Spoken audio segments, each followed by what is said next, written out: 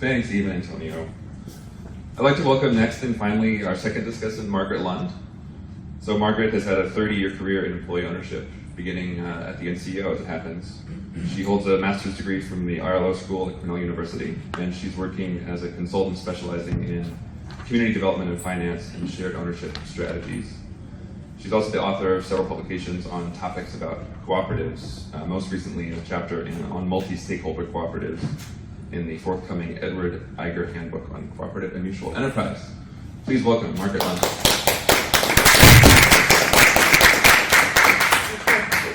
Thank you. So I'm not a PhD candidate, so I don't have a whole paper, but I do have a couple observations and a couple questions for you, Antonio. So first, I just was so impressed looking over these slides and hearing about what you've done. So I guess the first I have to say congratulations. Like really, what a lovely company and what a lovely culture you've created for not just for the owner, obviously, but for everybody that works for your company. So I think that's really important to say. A couple observations I had. I was really interested, the slide where you said, the founder said you begin with transparency, because that's something like right there you would lose a whole bunch of American companies, because we heard some of the ESOP companies say today, like why would you share those numbers, right?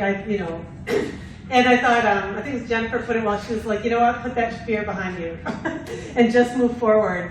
And so I thought it's so visionary that clearly was part of what you were thinking about setting up this company, and it was a really early thought, an early practice, and that the transparency, the idea that you're going to trust people enough to talk to them about what they do every day, that really lays the groundwork for some of these other accomplishments that you've had. So I thought that was really interesting.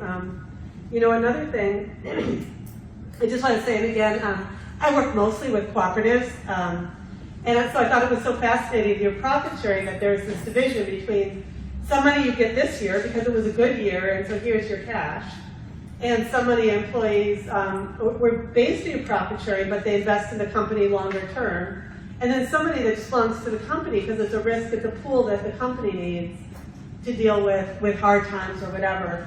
That's completely a cooperative model. That is how not just worker-owned co-ops, but really any kind of co-op, this idea that you'd have your patronage based in your profit, but that would be divided between paid in cash and paid in stock, and that not all the profit goes to the members, that some of it is retained. So I just thought that was so interesting, though. Even you have a publicly traded industrial company, yet some of your practices are completely in line with how many successful cooperatives work. So I just thought that was really fascinating.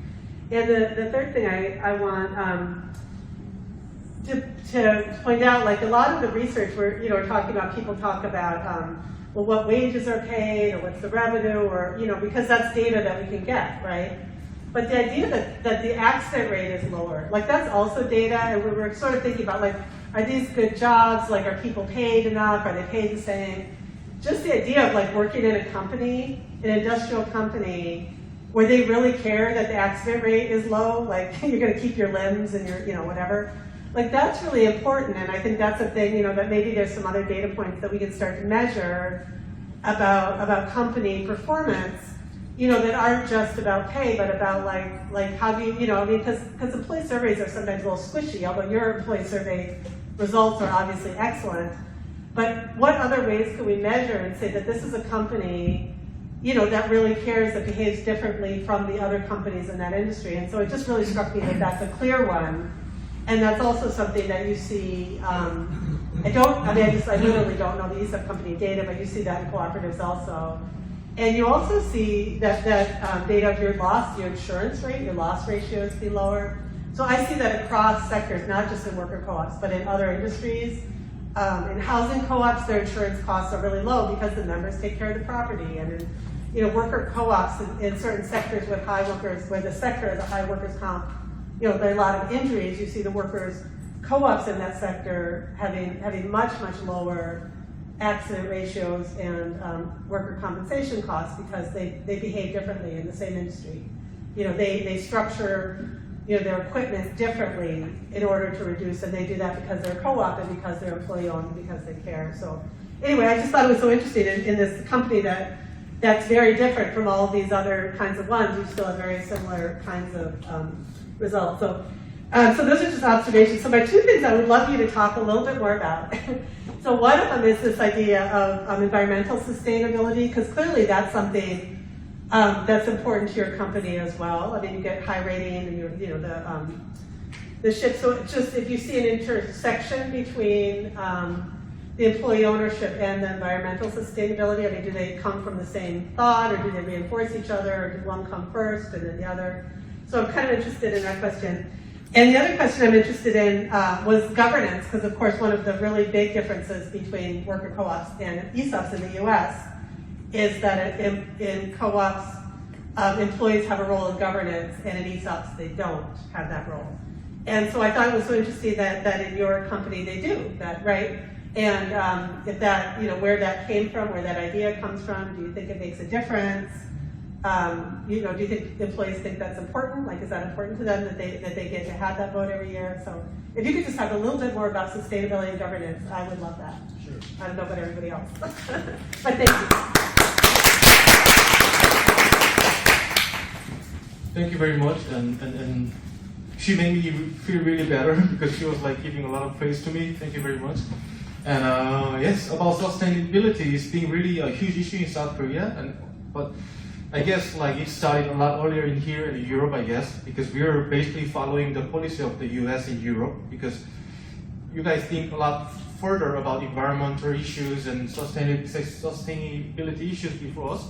So like, as normal employees, the people who think about sustainability is not really close in South Korea in general. Like when you think like about, environmental issues and we of course recycle everything, but like people is not really concerned about environment like Europe in US and sustainability like that yet, but we're following it, But we are the company who adopted the profit sharing system, and it is partially owned by employees, and this kind of value is rather progressive in South Korea, and this caused the people who think further. So like, I would say a lot of South Korean companies are behind of the stage of the Europe and US, and at least we try to see like what's going on in the world, and that's how we found this symposium as well, to attend and get ideas from you. We're not here to present our case and convince you. We're here to get your professionalism and listen, and we get your perspective, because we think we still have a lot of things to, for the development and further advance. So yeah, I think company like us, we're a bit of progressive, and this bring more caution to the employees who think about further, like outside of the career level. So like when I discuss about the people from outside, I think I'm more, aware of those kind of value like environment and labor right, etc., and sustainability in government. So I think this does help to companies, employees have those kind of ideas, which eventually bring company to a better position considering sustainability. This is what I believe. But still, as I said, we're a shipping company. We have a limit of taking care of the environment, because if you ship something, you emit greenhouse gas. This is something inevitable. But I think we still have a value of sustainability. We try to achieve it more, and I cannot, be sure, but many of South Korean shipping companies, I'm really sure they don't really care about environment, but at least we have this caution, and we try to think like what we could do to, to minimize the environmental issue and government issue. That's why we try to get the new ships, and which has LPG dual fuel vessels. We take it for Thai traders. When I come back to South Korea at Wednesday, I have to deliver the new vessel, and we insert the LPG dual fuel vessel, which is emitting less greenhouse gas compared to the vessel which burned the fuel. So I think those kind of movement, we're really getting it, and as Margaret said, we have a long way to go, but I think we will be step forward than other companies. And about the governance, we have one vote from the representatives of employee ownership program. So like we can set one candidate, and he go to the member of the committee, and he vote to select the CEO. But even though he like really don't like someone, if all the other guys say yes, he's good, he has no power. But still, I think it's a symbolical image that the guy selected by employee ownership program go to the committee and discuss. Still, it's still not like so. it's not like involved in governance very strongly, like a cooperative model that you suggested, like in Mondragon or some democratic corporate. They just like pretty much, it's like democracy. They just involve in all the managing decisions, etc. We're not like that level. But the thing is, CEO become from employees, so it matters. It's not like a democracy, but at least that's the guy that you work with. So it could be said like employees will be involved in government because you will eventually be a CEO, and you can be really wrong guy and a bad guy, but let's hope not. Election works, and the thing is, we think a CEO should have enough power to lead the company. It's like a captain of the company. So we will communicate easily because he's the guy who have been working with us for 20 years. But like at the end, he has to make a decision, and we still believe that the decision should be made by a guy who is elected because we empower them enough, authority and responsibility.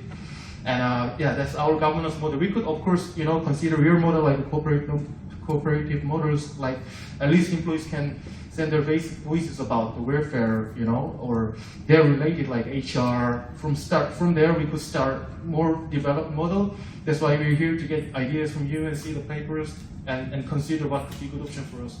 Thank you very much, Margaret. Questions from the audience? Yeah. Yeah.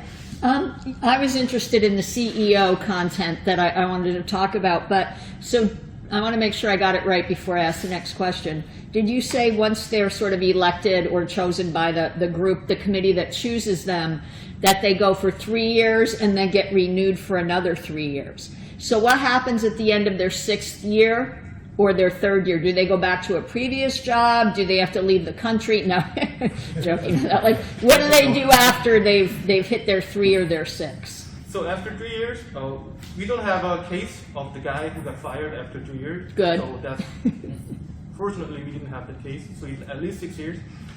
And these days we had 12 years and 9 years before, but it's shortened to 6 years because we feel CEO should be younger and younger, and generation should be changed more like continuously. That's why he changed it.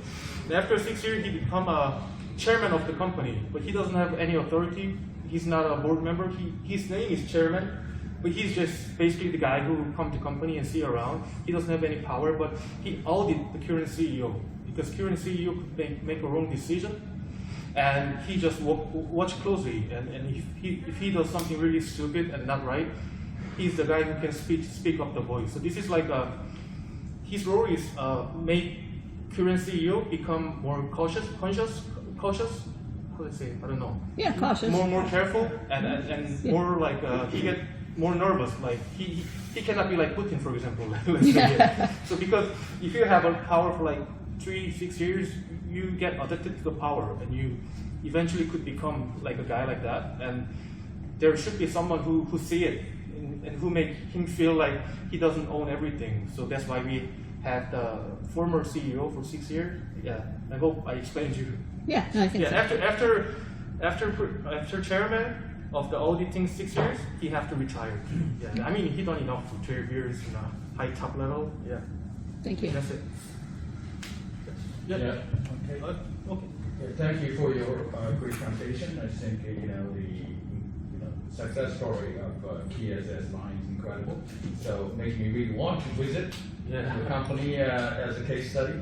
So, two issues here. The macro level, what about the possibility of indigeneity? Say, more successful, strong company also more likely to adopt, right? Employee-owned profit sharing program. The other way around, of course, profit sharing can encourage those kind of more desirable, attitude and behavior. So, at a micro level, did you actually observe those kind of changes of employee behavior, like working harder, working smarter, and anti-shirking behavior, and so on? So that really would actually support your evidence and conclusion there. Yeah, I believe so. First, I think it's yes. And second, I think it's not only profit sharing, it's not only employee ownership, it's not only CEO elected system, but as I said, it's like a trinity. Those kind of things should be located together. And we don't know what is bringing exactly. We cannot say exactly profit sharing is giving more motivation for a better performance or something. But we think those kind of government that employees could be CEO and that profit sharing system and the stock owned by employees or give the or work together to bring us the better performance. And I believe this system did bring those kind of results. Not only the market condition, this system did their role to achieve the performance that I presented you. I think so. Yeah. I believe so. We'll have to get more data. That's why we are here to get more generalized data, so we can convince other, companies. Yeah. That have not adopted such a system. So I was wondering, actually, do you hear from other companies? I know you mentioned you've heard from a few. And what about the government? Is anybody from the government reached out and said this is interesting, or a legislator? So as I said, we're trying to cooperate with the government and congressmen, so we can make it as a law. Like for example, like taxation rate, we can lower it if they get convinced. But in South Korea, major companies still not really care about those kind of things. We do still have a lot of accounting fraud and company does not support these ideas. And there's companies which is much stronger than us, like Samsung and LG. They do a lot of lobbies and stuff. So it's not easy for government to listen to us and congressmen to listen to us. So we have to find a little early to go there and convince them that this system is good, and we have to further explain them that this system will not hurt the big companies such as Samsung or LG. So this is a difficult role, but this is something we have to do. So we continuously communicate with the government and trying to make a law. We contacted the one guy. He made some law about the profit sharing, but this is not the same as we expected. There was he didn't mention the accounting balancement and exactly connected with the profit sharing. So it was like profit sharing that like they could make regardless of their profit. It wasn't like automatically calculated, and we think this is really important. So it's like a company who say like basically I do a profit sharing, the government give like a bit of the advantage for tax, but this is not like a system that we prefer. We think this should be a strict model about the profit sharing. It's not something you just can say like, oh, I'm doing profit sharing, and that was only applied for small companies only. And we think this should be applied for a bigger company as well. Especially, I think this is really working well for a high-value company, such as like a Silicon Valley company where employees have a lot of, responsibility and skills, because that works better for their motivation. So we're trying our best. We will continuously try, but still, it's not so going well with the government side. Yeah, I mentioned to you the other day the Korea Securities Finance Corporation and their interest, and I found the name of the person in her email, so Yeah. I'll get that to you. Yeah. Thank you very much. Any more comment? Make a comment. Okay. Actually, it's really hard to speak. I think I'm not Korean, I'm Hong Kong Chinese, but from the observation discussing with them, I think I listened to the whole thing. One factor hasn't really mentioned is really the culture factor to make the success. I admire the founder, because in the Asian culture, for a founder not passing the business to the sons and share among the owners is a big thing. And it's a huge step in the Asian culture, particularly in Korean businesses. So I think that we get a lot of buy-in with the concept and have a lot of respect to owner. I haven't met him. I would love to meet him one day. But he has a lot of respect. We talked about this yesterday. One of the questions I found is when the newer generation comes up, the thinking is different than the older generations. They were more aggressive. They're more desire for more achievement. So the question I had for them yesterday is now we should get all the profit sharing at the same level. Everyone has the same share. But again, you have front line and the back end as usual. So I think when the generation moves up, they will challenge us. I work harder because I actually, in the sales side, make the contribution more than in the back office. Especially when other companies start mimicking your plan. Like in the K-pop businesses, they will divide the different level of the reward on incentive, particularly for new generation. I think there will be a challenge in the future. Then they will challenge that for the why. And I think that's part of contingency planning is what you do and how you communicate on that. That's just my observation. It could be, yeah, this is an interesting point, and I agree with you. Like in the States, like here, CEO get like 600 times more salary than normal employee, right? And in South Korea, still it's not that big. So CEO get like 10 times more than normal employee, which is, you know, which is like reasonable, I think. So when society grows, there could be more inequality. The basic of what you're saying is society could have, I mean, corporate could have more inequality between skills and lower level and higher level.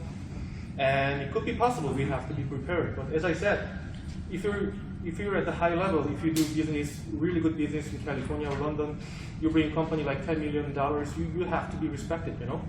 And I think that respect you can get by your promotion and your basic salary.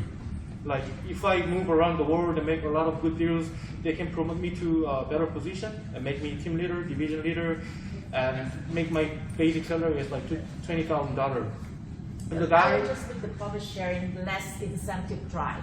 It's just basically ownership, doesn't have incentive drive. If you use it effectively on profit sharing, tying to your salary and promotion and performance, that's the whole concept on incentive. That's become part of incentive. It probably might be more effective on productivities and improvements. It could be. Like I think I'm not sure if I understood perfectly, but let me say it that way. Like if CEO make a good deal and make that performance, like let's say several $1 billion, and he think his salary and his profit sharing is not enough because I have to get half of the profit because that's the deal that I made. He could feel like that, you know.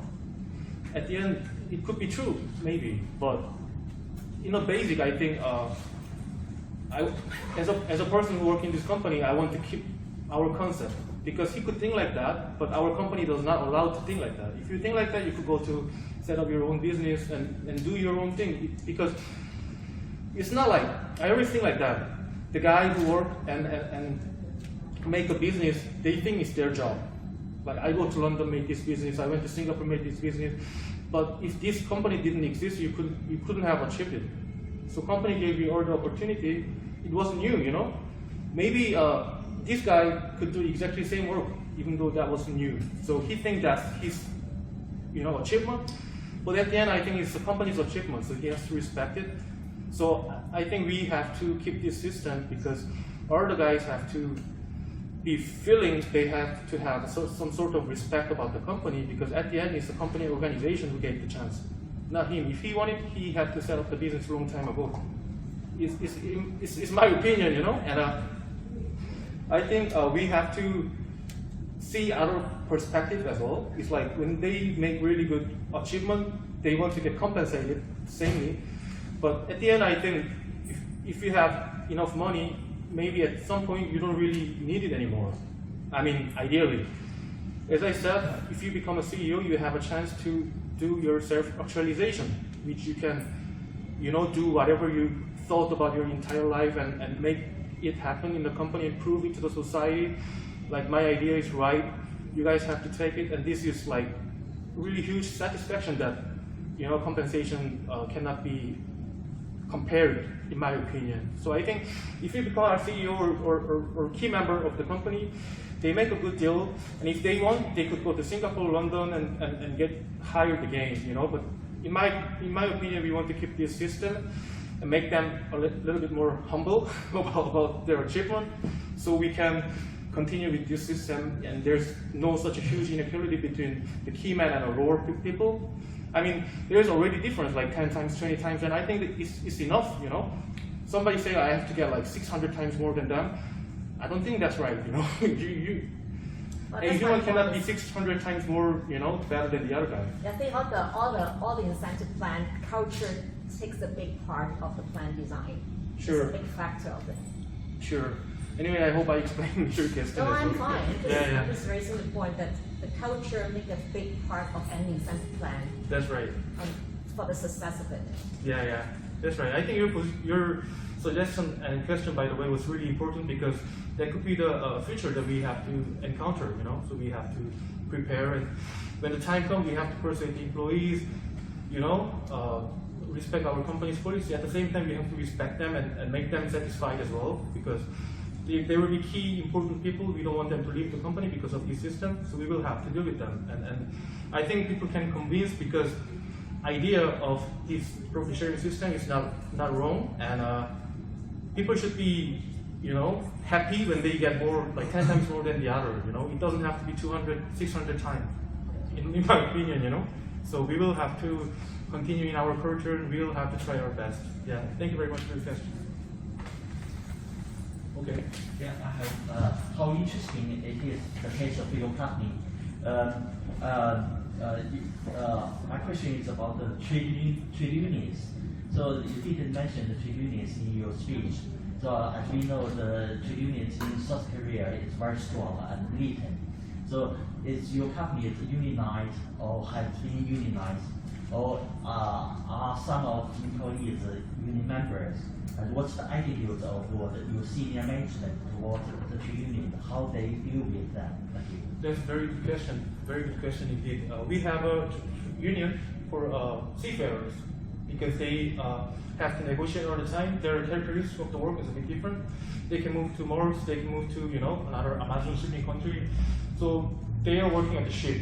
So they need a union, and their voice is reflected, generally to our board members. And we do not have much conflict about the union and us. So we did not really have a union conflict for past 30 years. And from a shore side like me, the guy who works at the office, we do not have one union. We do not feel the needs for the union yet. If company does not treat us, we always can, make a union under the South Korean law. As you know, some company has very strong union in South Korea, like Hyundai Car, etc. And it has good things and bad things together. But for now, we still do not have any union issue yet. Union conflict, we never had it. Thank you for the question. Okay. With that, we can conclude. So thanks again so much, Antonio, Eve, and Margaret, for this really inspiring story. So glad you could join us here at the Besyster Symposium. Yeah, it's just been such a pleasure. Yeah. Thank you. Enjoy your lunch and son of California. Yeah.